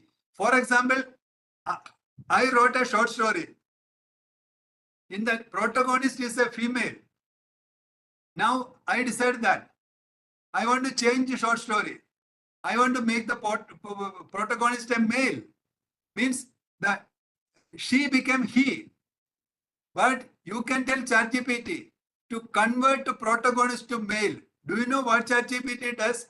It is not that she becoming he or herself becoming himself. ChatGPT can even change female emotions to male emotions. ChatGPT can rewrite to that level. This is what the brilliance of ChatGPT. How to tame it, how to use it, how to use productively, how to use it in our teaching and research. These are all our ingenuity. Then it can analyze a data set. It can draft a graft proposal. Then it can effectively motivate each one of your students. All these things. Now, how to ascertain the holistic progress of a specific student. All these things can be done with the ChatGPT. So I am, I know that I went little fast, but I am very sure that you would have got a good picture of what is generative AI, what is prompting, what is the value of prompting, and why should we learn prompting, and what are the things we can use in the ChatGPT can be used in the classroom, and what are the misconceptions we have about the ChatGPT, etc., etc. Now the time has come, 8:55. I am going to show you the last climax thing, effective preventive steps to avoid misuse of GPT.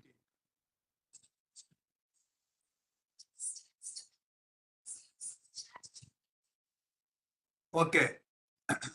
Now, next to 5 minutes, I am going to speak about that, and then if there are any questions, I will try to respond. Okay.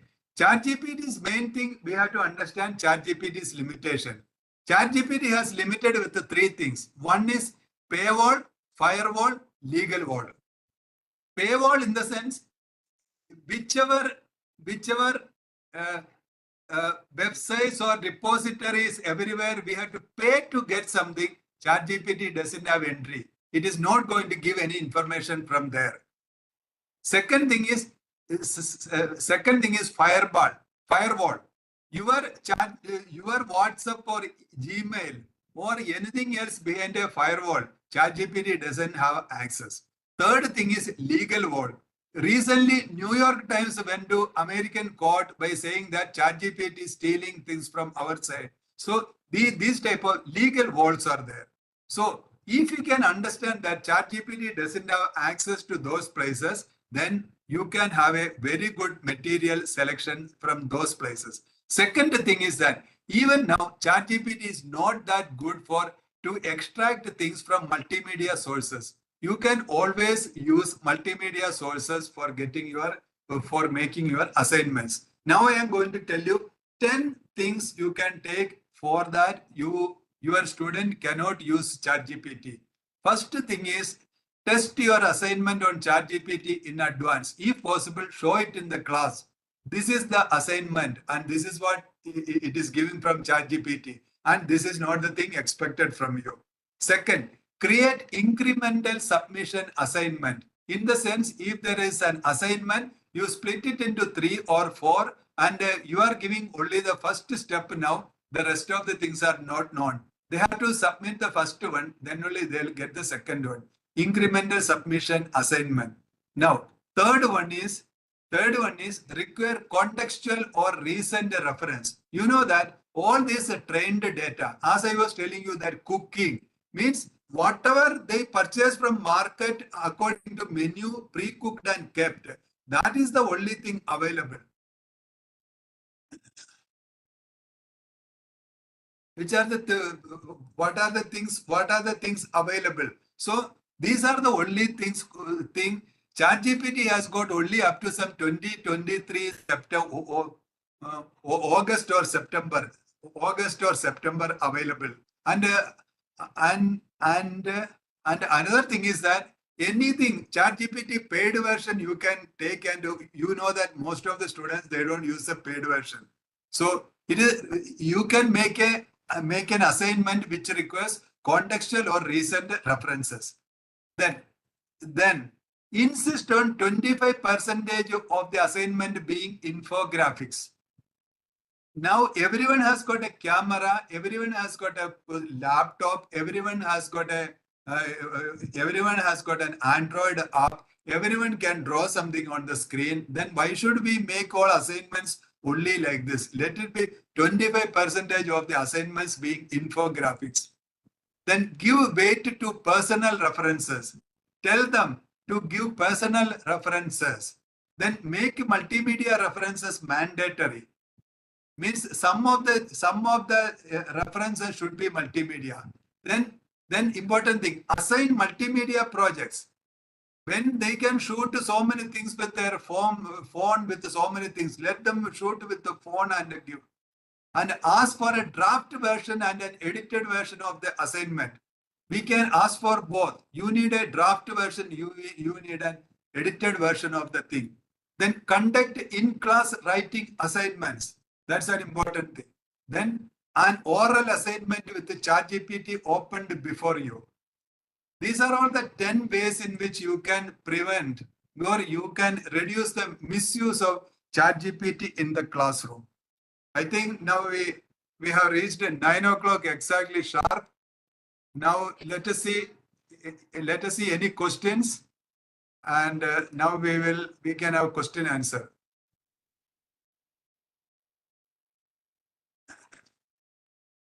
There is a question. Ma'am's question is, why so much hype about ChatGPT? I will tell you.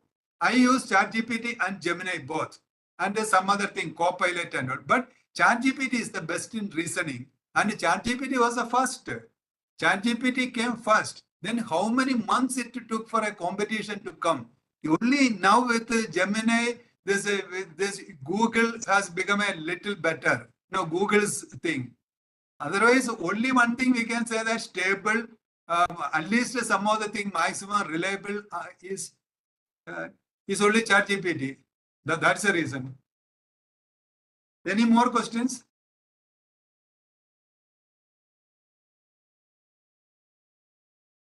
There's a question, and if will you give us some references where I can get the technical issues in ChatGPT? What? One question on, will you give us some references where I can get the technical issues in ChatGPT?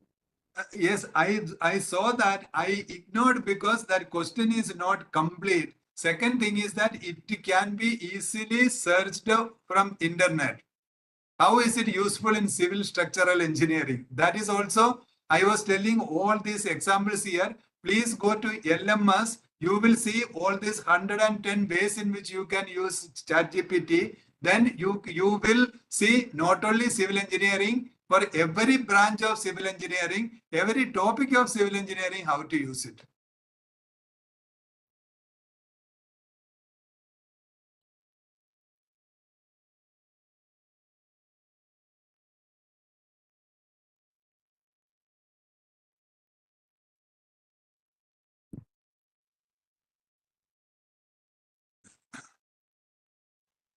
See, there is a question about employability. See, we need to understand that when car came to picture, what happened to the bullock cart drivers? So when word processing came, what happened to those typists? All these things, ultimately, human history is full of skill migration. It is a skill migration. So now we need to understand that there is no job at the lowest level of Bloom's taxonomy. If a person's ability, skill is only on remembering and comprehension level of Bloom's taxonomy, that person will not get a job. That is as clear as that. So it's a responsibility that we have to grow and we have to attain higher cognitive levels. We need to embed higher order thinking. That is what the future is. So it is not about employability. If people are determined, they are going to be only on the remembering level of Bloom's taxonomy, then they are going to hell. There is no meaning of complaining.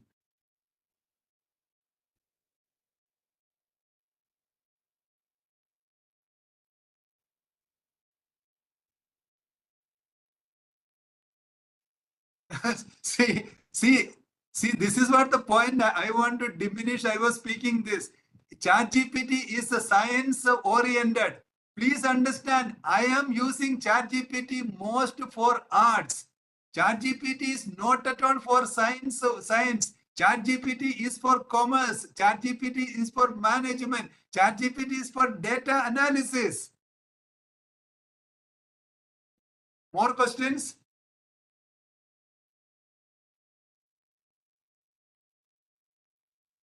So that's one question. Is ChatGPT going to replace Google in future? See, I saw that one, but ChatGPT is in a different way. Google is in a different way. Both of them, they have the inherent strengths, and they are going to build on their strengths. We all, as individuals, we all have weaknesses and strengths. Any sensible person will think that I will strengthen my strengths and I will become valuable. Their strategy is like that.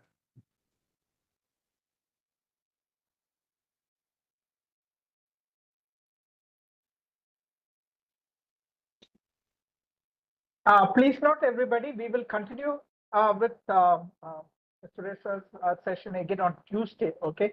Tomorrow we'll have the continuation of Moodle session by Sunil Jobsa, and then on Monday we will have the session by Ms. Kochmal Abraham. Okay. So we had a slight change in session today because Sunil Job wasn't available for today's session. That's why we have Suresha to give this session on ChatGPT.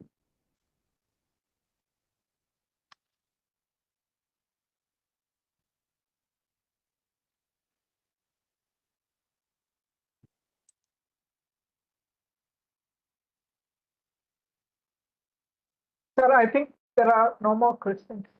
Okay. Okay, thank you. Thank you, Sachin. Thank you very much, sir. Thank you, Dr. Suresh Nambudri, for that wonderful session. We will see you again on Tuesday. And Okay. all the participants, please note we will have a session tomorrow, Saturday, same time at 7 p.m. And that session will be the continuation of yesterday's session that was on Moodle. Okay, that will be taken by Dr. Sunil Job KA. Then on Monday, Sunday we will not have a session. On Monday, we will have the session by Ms. Kochmal Abraham, who will take the topics of workshop activity and lesson activity. All right, everybody, thank you for attending this. Thank you for attending this session. We will see you tomorrow at 7 p.m. Have a pleasant evening. No, we do not have a session on Sunday.